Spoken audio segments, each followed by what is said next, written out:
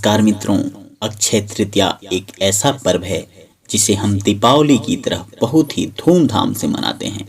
इसे बैसाख माह का धनतेरस भी कहा जाता है। बैसाख की तरह कोई माह नहीं, सतयुग की तरह कोई युग नहीं, वेद की तरह कोई शास्त्र नहीं और गंगा की तरह कोई तीर्थ नहीं। ऐसा इसलिए भी कहा जाता है कि अक्षय तृतीया के दिन यदि आप विधि विधान से किसी भी कार्य को करते हैं, किसी शुभ कार्य का आरंभ करते हैं, तो उस पर साक्षात प्रभु की कृपा बनी रहती है और आपके कार्य सफल होते हैं। इसीलिए तो कहा गया है कि गंगा की तरह कोई तीर्थ नहीं और अक्षय तृतीया की तरह कोई तिथि नहीं। क्योंकि यदि आप कोई भी कार्य करते हैं, उसमें आपको सफलता अवश्य मिलती है, चाहे कितना भी वह कठिन से कठिन काम क्यों न हो। अक्षय तृतीया के दिन यदि आप उस कार्य की शुरुआत करते हैं तो आपको उसमें सफलता मिलने के चांसेस 100% रहते हैं। यदि आप इस दिन सोना, चांदी, आभूषण कुछ भी खरीदारी करते हैं और उसे अपने पास रखते हैं तो ये आपके जीवन में बहुत ही ज़्यादा सफलता लाता है। आप जीवन में बहुत ही ज़्यादा तरक्की करते हैं मित्रों। तो आइए देखते हैं, जानते हैं कि अक्षय तृतीया को हमें कौन सा कार्य करना चाहिए, कौन सा कार्य करना उचित रहता है, क्या हमें नहीं करना चाहिए, अक्षय तृतीया के दिन क्या खरीदना चाहिए, इसकी पूजा विधि क्या है तथा किस बात का बहुत ही खास ख्याल रखना चाहिए मित्रों। इस बार का जो अक्षय तृतीया है उसमें कौन सा योग बन रहा है, इन सब के बारे में हम लोग विस्तार से बात करने वाले हैं। लेकिन उससे पहले यदि आपने अभी तक चैनल को सब्सक्राइब नहीं किया है तो चैनल को सब्सक्राइब कर लीजिए और वीडियो को लाइक करके अपने दोस्तों यारों के साथ साझा कर दीजिए। क्योंकि इसे आप जितना ज़्यादा से ज़्यादा साझा करेंगे, प्रभु की कृपा आप पर बहुत ही ज़्यादा बनने वाली है। क्योंकि जो शुभ कार्य होते हैं उसमें आप जितने ज़्यादा बढ़ चढ़ कर हिस्सा लेते हैं, प्रभु की कृपा उतना ही ज़्यादा होती है मित्रों। तो दोस्तों, आइए जानते हैं कि ऐसा कौन सा मुहूर्त बन रहा है जो हमें बहुत ही ज़्यादा सफलता दिला सकता है। दोस्तों, 3 ऐसे शुभ मुहूर्त बताए गए हैं जिनमें कि आप कोई भी कार्य करते हैं तो उसको सफलता होने से कोई नहीं रोक सकता। इसलिए आप इस तिथि में किसी भी पंचांग या पंडित से पूछे बिना, किसी ज्योतिष से दिखाए बिना यदि आप कार्य कर देते हैं तो वह कार्य सिद्ध होता है। अक्षय तृतीया का दिन बहुत ही ज़्यादा सफलता दिलाने वाला होता है, जिसमें सबसे पहला जो तिथि आता है वह है कार्तिक शुक्ल पक्ष तथा दूसरा विजयदशमी और तीसरा आता है अक्षय तृतीया। यदि आप इन 3 तिथियों में से किसी भी तिथि को कोई भी कार्य आरंभ करते हैं तो उसमें आपको तुरंत फल की प्राप्ति होती है। क्योंकि इन तिथियों में चंद्रमा तथा सूर्य का उच्च प्रभाव रहता है, जिससे कि बहुत ही ज़्यादा फल प्राप्त होता है और यह आपको बहुत ही ज़्यादा चिरंजीवी, बहुत ही ज़्यादा दीर्घायु और बहुत ही ज़्यादा धन लाभ दे सकता है मित्रों। इसलिए अक्षय तृतीया के दिन आपको अनेक प्रकार के जो भी शुभ कार्य हों उसे आप कर सकते हैं। धर्म की रक्षा के लिए भगवान विष्णु ने जो 3 अवतार लिए थे, नर नारायण, हरिगिरि, परशुराम, ये 3 अवतार अक्षय तृतीया के दिन में से ही लिए गए थे। ऐसे ही माँ गंगा का जब धरती पर अवतरण हुआ, वह जो तिथि थी वह भी अक्षय तृतीया ही थी। माँ पार्वती ने अन्नपूर्णा का अवतार लेकर भगवान शिव को अक्षय तृतीया के दिन ही भिक्षा दी थी। सुदामा और श्री कृष्ण का मिलन जो हुआ था वह भी अक्षय तृतीया को ही हुआ था। अक्षय तृतीया के दिन ही द्रौपदी जी को जो भोजन का अक्षय पात्र मिला था, जिसमें कि ये शक्ति थी वह चाहे जितने भी लोगों को भोजन करा दें, उस अक्षय पात्र से कभी भोजन समाप्त नहीं हो सकता था। इसलिए अक्षय तृतीया का महत्व बहुत ही ज़्यादा है मित्रों। यदि वीडियो आपको पसंद आ रहे हैं तो अपने मित्रों यारों के साथ ज़रूर साझा करें, क्योंकि इस तरह की जो जानकारियाँ होती हैं वह जितने ज़्यादा आपके अपने लोग जानेंगे उन्हें उतना ही ज़्यादा लाभ मिलेगा, वो भी सफलता को प्राप्त करेंगे। महाभारत की लड़ाई अक्षय तृतीया के दिन ही समाप्त हुई थी, इसलिए यह सतयुग एवं त्रेता युग की शुरुआत जो हुई थी वो भी अक्षय तृतीया के दिन ही हुई थी। एक बार भगवान श्री कृष्ण से जब युधिष्ठिर पूछ बैठे कि आखिर अक्षय तृतीया का महत्व इतना ज्यादा क्यों है, क्या है इसमें खास जो अक्षय तृतीया में कोई भी कार्य किया जाता है तो वह सिद्ध हो जाता है। तब भगवान श्री कृष्ण ने बताया कि अक्षय तृतीया के दिन जो भी रचनात्मक एवं सांसारिक कार्य किए जाएंगे उसके शुभ परिणाम मिलते हैं, उसका शुभ मुहूर्त होता है। इसलिए अक्षय तृतीया के दिन आप किसी कार्य को करते हैं तो उसमें आपको सिद्धि मिलने के चांसेस सबसे ज्यादा होते हैं मित्रों। अब आइए जान लेते हैं कि अक्षय तृतीया का शुभ मुहूर्त कब से स्टार्ट हो रहा है और कब हमें पूजा पाठ करना चाहिए। तो मित्रों, अक्षय तृतीया 10 मई सुबह 4 बजे से शुरुआत हो जाएगा इसका और 11 मई को सुबह 2 बजे तक इसकी समाप्ति होगी। इसलिए आपको जो भी पूजा पाठ का विधि विधान करना है आप 10 मई सुबह 4 बजे से स्टार्ट कर सकते हैं। शुक्रवार का दिन माँ लक्ष्मी का दिन होता है और शुक्रवार के दिन जो अक्षय तृतीया पड़ रही है इसका बहुत ही ज़्यादा शुभ संयोग मिलने वाला है। जिनको भी धन लाभ लेना है, जिनको माँ लक्ष्मी को प्रसन्न करना है, वह अक्षय तृतीया के दिन 5:33 पर इसका शुभ मुहूर्त प्रारंभ होगा और पूरे दिन यदि आप चाहें तो जो भी खरीदारी करना चाहें, जो भी धनदान करना चाहें आप कर सकते हैं। लेकिन राहु काल का जो समय है वह 10:45 से 12:05 तक है। अतः इस दौरान आप खरीदारी को थोड़ा सा रोक सकते हैं।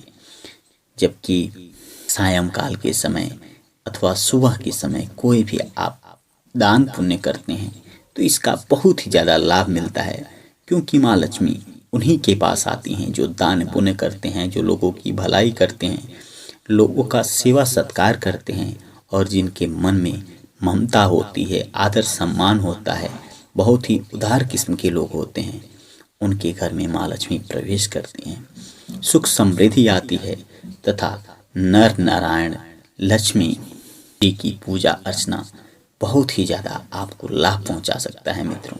इसलिए अक्षय तृतीया के दिन आपको माता लक्ष्मी को प्रसन्न करने का हर संभव प्रयास करना चाहिए। इस दिन यदि आप सोना चांदी आभूषण की खरीदारी करना चाहते हैं तो यह सबसे ज़्यादा शुभ मुहूर्त होता है। इसमें आपको कहीं भी किसी ज्योतिष अथवा पंडित से पूछने की आवश्यकता नहीं है।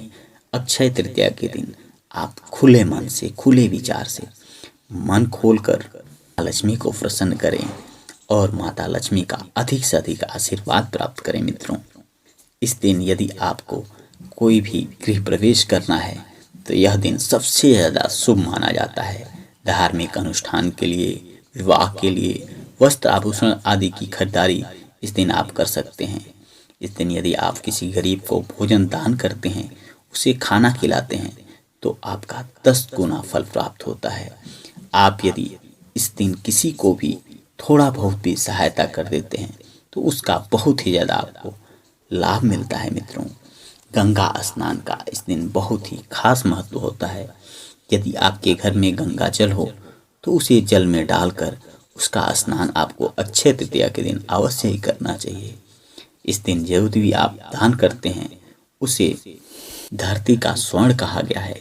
यदि आप जौ का दान करते हैं तो यह धरती का प्रथम अन्न माना जाता है और जौ दान यानी आप एक तरह से स्वर्ण दान ही कर रहे हैं। इसलिए मित्रों, यदि आपके घर के आसपास यदि कोई गरीब ब्राह्मण या कोई भिखारी या ऐसा जिसको कि भोजन की आवश्यकता हो उसे आप भोजन कराते हैं, थोड़ा सा जौ दान कर देते हैं तो यह आपके लिए बहुत ही ज़्यादा लाभकारी होता है मित्रों। अन्नदान का इस दिन बहुत ही खास महत्व होता है। यदि आप एक मुट्ठी चावल भी किसी को दान कर देते हैं तो आपकी किस्मत यह बदल सकता है। अक्षय तृतीया के दिन ही बद्री धाम के जो पट हैं वह खुलते हैं। साथ ही साथ वृंदावन में जो बांके बिहारी की मंदिर है वहाँ भगवान श्री के जो विग्रह हैं उनके चरणों के दर्शन पूरे साल में एक दिन होता है और वह तिथि आज के दिन ही होता है, अक्षय तृतीया का दिन, जिस दिन बांके बिहारी के मंदिर में श्री विग्रह के चरणों का दर्शन होता है।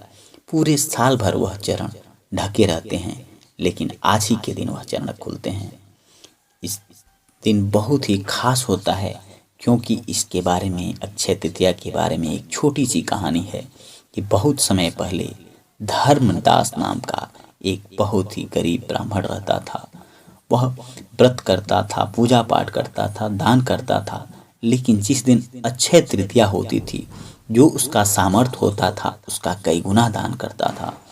वह, उसकी जो पत्नी थी, बार बार उसे रोकती थी कि आज के दिन आपको क्या हो जाता है, आप क्यों इतना ज़्यादा दान करने लगते हैं, इतना ज़्यादा पुण्य में लग जाते हैं, आखिर कल के लिए हमें कुछ नहीं बचेगा।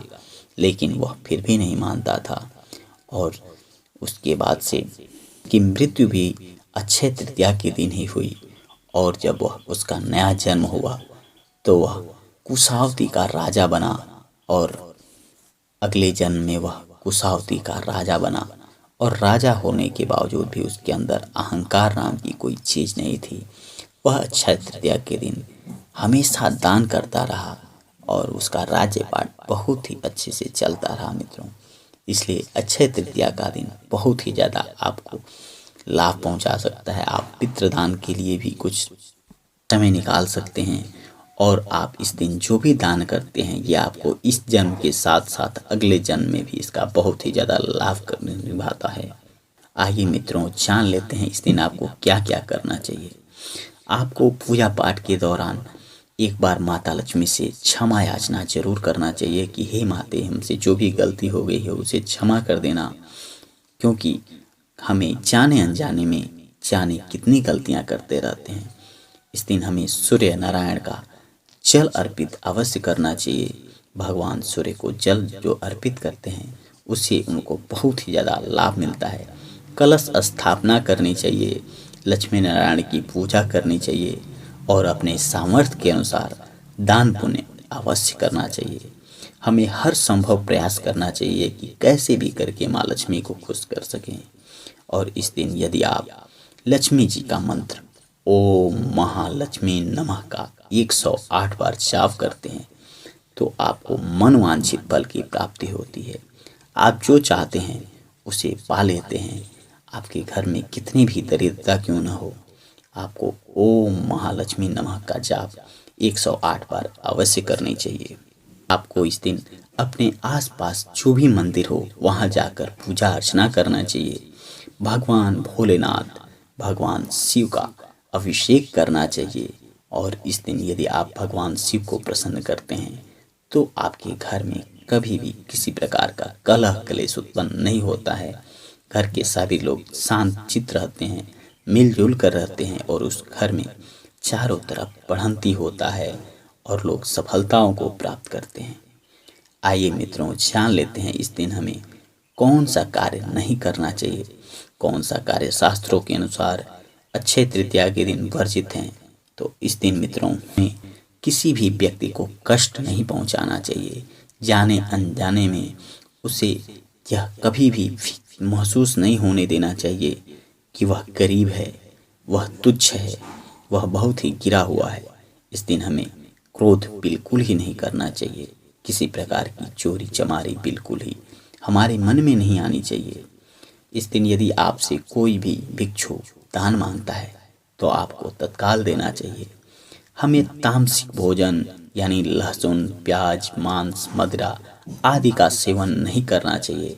शुद्ध शाकाहारी भोजन का सेवन करना चाहिए, तथा सायंकाल के समय पूजा पाठ के उपरांत जो कुछ भोजन प्रसाद आप बांटते हैं, उससे आपको बहुत ही ज़्यादा फल की प्राप्ति होती है। मित्रों, आपको अपने मुख्य दरवाजे पर गणेश जी की एक प्रतिमा अवश्य लगानी चाहिए, तथा उसका पूजा पाठ करना चाहिए, क्योंकि सायंकाल के समय जब माँ लक्ष्मी आपके घर में प्रवेश करती हैं और गणेश जी वहाँ स्वागत के लिए रहते हैं, तो यह एक बहुत ही ज़्यादा शुभ मुहूर्त होता है, और आपके घर में हमेशा हमेशा के लिए लक्ष्मी जी, गणेश जी बस जाते हैं, और आपके घर में तमाम तरह की जो दिक्कतें परेशानियां आने वाली रहती हैं वह दूर हो जाती हैं, और आपके घर में सुख समृद्धि का वास होता है। मित्रों, इस दिन हमें चावल का खीर अवश्य बनाना चाहिए और उसे जरूर ग्रहण करना चाहिए।